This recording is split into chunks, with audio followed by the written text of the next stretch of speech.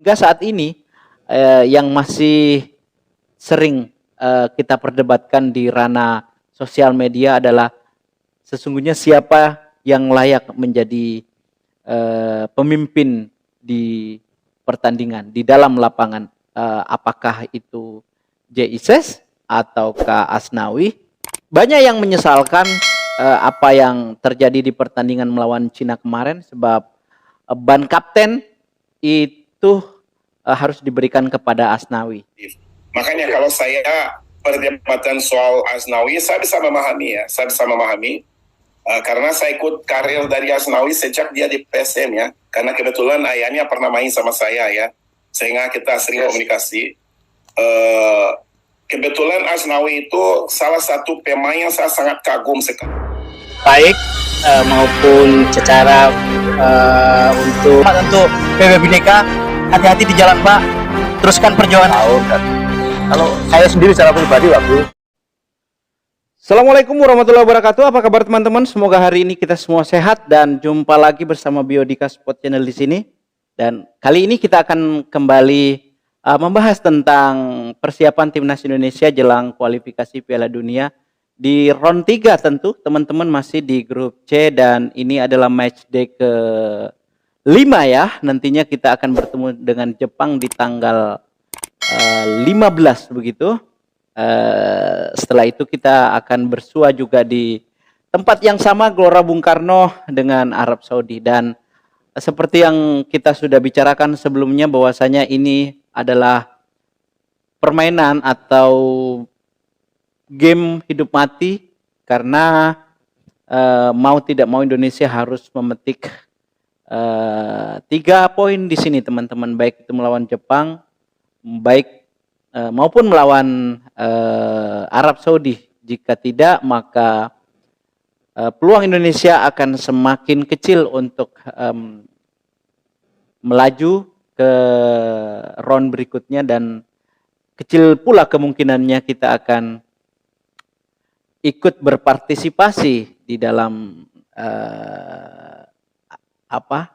turnamen akbar Piala Dunia 2006 teman-teman. Tetapi kita tidak boleh berkecil hati, karena saat ini kita masih sedang berusaha untuk mencapai ke level itu. Kita berusaha untuk move on dengan kesalahan-kesalahan atau kekalahan-kekalahan yang terjadi di beberapa pertandingan, baik itu melawan Bahrain maupun melawan Cina teman-teman. Dan ada beberapa hal yang ingin saya bahas terkait dengan tentu beberapa berita yang masih trending pada beberapa hari terakhir ini teman-teman, terkait dengan keberadaan siapa yang layak menjadi pemimpin di tubuh timnas Indonesia.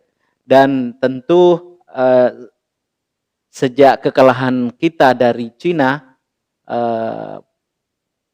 teman-teman di luar sana atau pecinta timnas Indonesia atau netizen di luar sana betul-betul dihebohkan dengan banyaknya berita-berita yang berseliweran di media sosial atau di media mainstream tentang bagaimana Indonesia tidak bisa mendapatkan poin yang maksimal di Cina, padahal kita seharusnya mampu melakukan itu. Ada banyak hal kemudian disorot dari strategi yang dilakukan oleh Sintayong pada saat itu teman-teman. Dan hingga saat ini yang masih sering kita perdebatkan di ranah sosial media adalah sesungguhnya siapa yang layak menjadi pemimpin di pertandingan di dalam lapangan, apakah itu JISES ataukah Asnawi. Banyak yang menyesalkan apa yang terjadi di pertandingan melawan Cina kemarin, sebab ban kapten itu harus diberikan kepada Asnawi, sementara JISES dilihat memiliki kapasitas dan kualitas untuk menjadi pemimpin rekan-rekannya di dalam pertandingan. Nah, kita kemudian menjadi terpecah, teman-teman.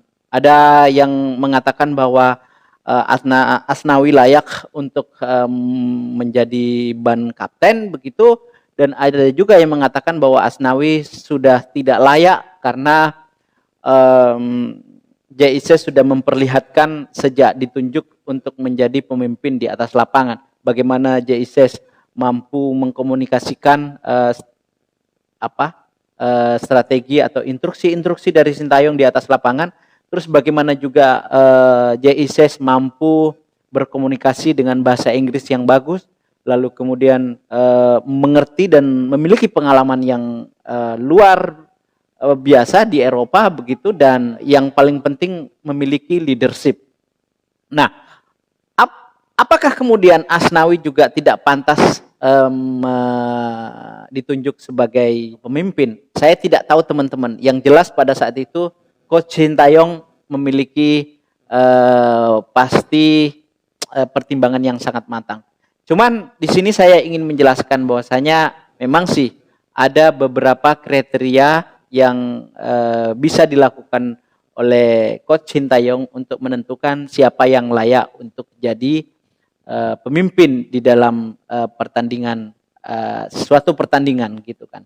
Nah, itu adalah hak prerogatif, sebetulnya hak mutlak oleh Coach Sintayong untuk menunjuknya. Tetapi biasanya umumnya ada beberapa kriteria. Nah, saya ingin memperlihatkan sebuah wawancara di sebuah podcast, di mana wawancara ini sedikit membahas tentang apa saja kriteria penunjukan seorang pemain untuk menjadi pemimpin di atas lapangan atau kapten begitu. Seorang pemain yang tidak asing tentunya, karena pemain ini malang melintang di klub-klub sepak bola Indonesia, dan tentu juga masih besar di ingatan kita bagaimana sosok orang ini mampu membawa Petrokimia menjuarai liga pada saat itu dan Persebaya, dan berhasil juga mengharumkan nama Persipura ketika dia menukangi Persipura. Dan tentu tidak asing, teman-teman, siapa dia? Dia adalah Coach Jackson F. Tiago, pria asal Brasil yang sudah berwarga negara Indonesia ini, turut memberikan komentarnya. Oke, sebelum kita membahas hal yang lain, kita simak dulu pernyataan dari Coach Jackson F. Tiago terkait dengan apa saja kriteria yang dilakukan oleh seorang pelatih menunjuk seorang kapten, dan layakkah menurut Jackson F. Tiago Asnawi kemarin mengemban atau ditunjuk sebagai kapten timnas Indonesia. Ini dia. Saya ingin menanyakan nih Coach ya, sebetulnya cara untuk memilih kapten itu apakah berdasarkan diskusi dengan pemain-pemain lain, atau memang sebenarnya pelatih yang menunjuk, atau ada cara lain gitu Coach? Dan apakah kapten itu memang sangat berpengaruh dengan performa sebuah tim? Nah, saya ingin sudut pandang dari Coach Jackson.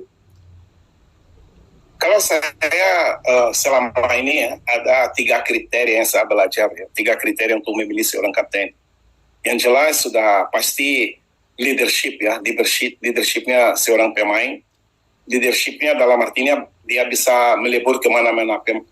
Pemain muda, misalnya contohnya di timnas, pemain muda dia bisa, pemain lokal dia bisa, pemain luar naturalisasi keturunan bisa, maupun berkomunikasi dengan staf pelatih. Ya, itu satu kriterianya. Terus yang kedua, kriterianya taktikal. Taktikal adalah pemain yang bisa menerima semua instruksi dari pelatih di pinggir lapangan dan bisa komunikasi dengan pemain-pemain pada saat lapangan.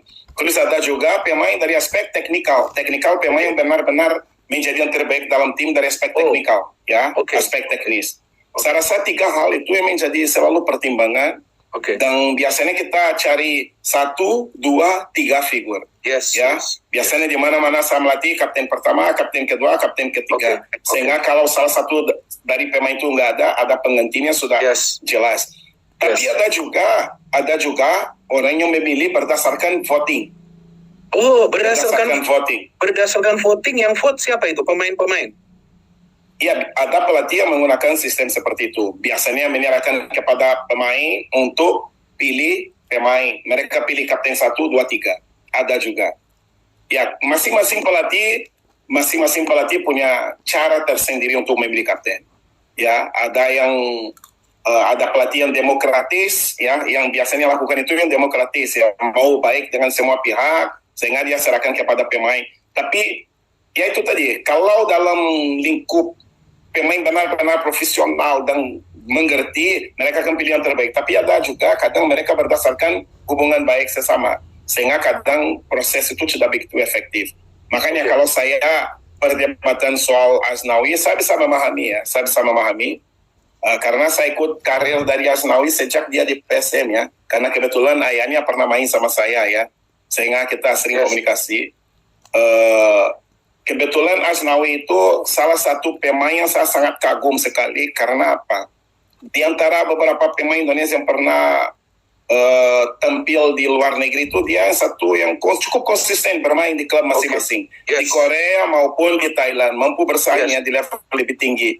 Yes. Dan kelihatannya bahwa dia punya mindsetnya benar-benar bermain di luar negeri. Yes. Ya, Betul. dia tidak luar negeri karena agen atau apa, tapi dari dulu memang dia punya keinginan, begitu ada kesempatan dia mau. Ya. Dan kita tahu karakter Coach Sintayong, dia suka orang yang benar-benar loyalitas, petarung, pejuang, dan semua kriteria itu ada di Asnawi.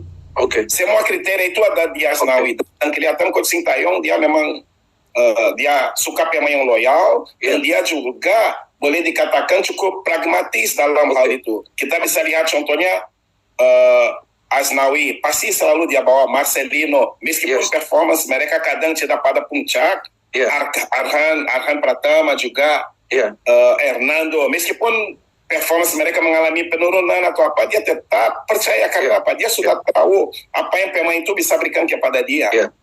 Sehingga saya sangat mengerti pilihannya, dan saya rasa tidak ada yang salah kepada Asnawi sama sekali. Menurut saya cuma karena kebanyakan orang-orang di Indonesia suka sugesti hal-hal yang gimana-gimana. Kebetulan kita kalah pada pertandingan itu, Asnawi kapten, ada sorotan. Menurut saya cuma itu aja. Tapi kriteria yang menurut saya ada di Coach Sintayong untuk memilih seorang kapten ada di Asnawi. Ada di Asnawi. Dan kalau kita lihat ke belakang, Asnawi itu salah satu orang yang siap mati di lapangan demi Coach Sintayong selama ini. Kita bisa lihat contohnya pertandingan lawan Argentina yang saya tidak akan lupa performance dia seperti apa.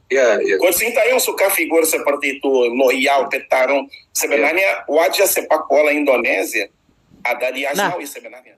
Jadi ini adalah penilaian Coach Jackson F. Tiago, dan ini tentu subjektif teman-teman ya. Boleh jadi teman-teman di luar sana juga punya pendapat lain, punya pendapat berbeda, dan para pengamat dan komentator ataupun siapa saja yang pecinta timnas Indonesia tentu juga memiliki hak yang sama seperti halnya Coach Jackson F. Tiago barusan. Saya pribadi ingin mengatakan bahwasanya lagi-lagi ini adalah ranah Sintayong. Sintayong baik buruk yang terjadi timnas Indonesia, pertanggungjawabannya tentu ada di tangan Sintayong, bukan di tangan kita sebagai penonton, bukan di tangan kita sebagai komentator, dan bukan di tangan kita sebagai pengamat sepak bola. Seperti itu. Kita hanya bisa mengamati, memberikan masukan, tetapi tentu tidak boleh memaksa dan tidak boleh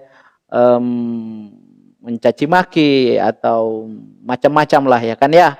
Kita serahkan semuanya keputusan itu kepada pelatih yang sudah ditunjuk oleh federasi. Semoga video ini bermanfaat, dan jika ada berita-berita penting lainnya nanti kita akan susulkan. Dan terima kasih teman-teman yang sudah mendukung channel ini hingga mencapai di atas 1000 subscriber, dan semoga teman-teman terus berkomunikasi atau terus memberikan komentar-komentar positifnya terkait dengan kemajuan timnas Indonesia hingga kita nantinya